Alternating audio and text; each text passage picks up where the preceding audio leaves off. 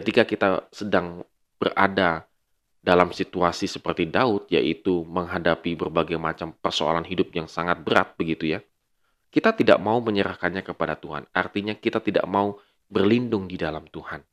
Malah hidup kita semakin jauh dari Tuhan.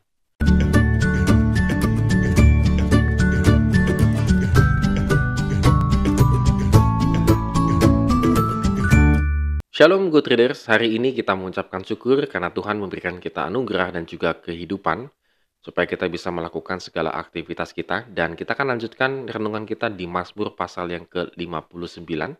Tetap setia untuk membaca firman Tuhan.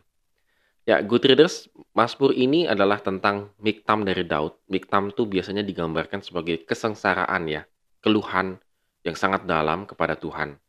Dan Daud di sini luar biasa dalam situasi konteksnya yang dihadapi, yaitu ketika Saul itu menyuruh orang-orang untuk mengintai rumah Daud dan ujung-ujungnya adalah untuk membunuh Daud.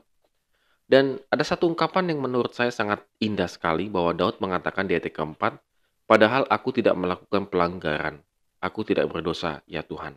Dan Tuhan melihat bahwa Daud memang tidak berdosa terhadap Saul, tidak ada pelanggaran terhadap apapun kepada Saul. Hal ini kan karena iri ya. Jadi Saul itu iri sekali karena Daud itu sukses membunuh Goliat, sehingga rakyat itu lebih memuji kehebatan Daud daripada Saul rajanya. Nah, di tengah konteks seperti ini, maka Daud itu meminta keadilan kepada Tuhan. Dia datang kepada Tuhan dengan keluh kesahnya yang sungguh sangat amat dalam. Karena dia tidak mengerti waktu itu ya, mengapa Saul itu harus membunuh dia, dan hidupnya Daud terutama itu menjadi dikejar-kejar musuh, selalu dalam bahaya dan seterusnya begitu.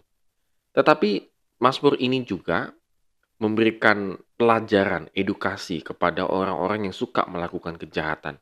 Di ayat yang ke-12, "Janganlah membunuh mereka supaya bangsaku tidak lupa, halaulah mereka kian kemari dengan kuasamu, dan jatuhkanlah mereka ya Tuhan perisai kami."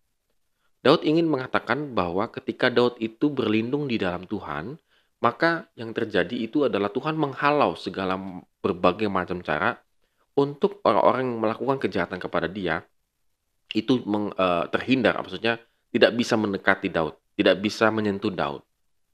Sehingga Daud ingin mengatakan kepada bangsa Israel, "Lihat loh, kalau aku selalu hidupnya di dalam Tuhan, maka bara bahaya dan seterusnya itu akan dihalau oleh Tuhan karena Dia adalah perisainya kita." Syaratnya cuma satu, hidup kita harus benar. Hidup kita harus benar-benar mengandalkan Tuhan, tidak mengandalkan hal-hal yang lainnya. Jadi Good Readers, kita bisa melihat di sini menurut saya ya, sungguh luar biasa ya.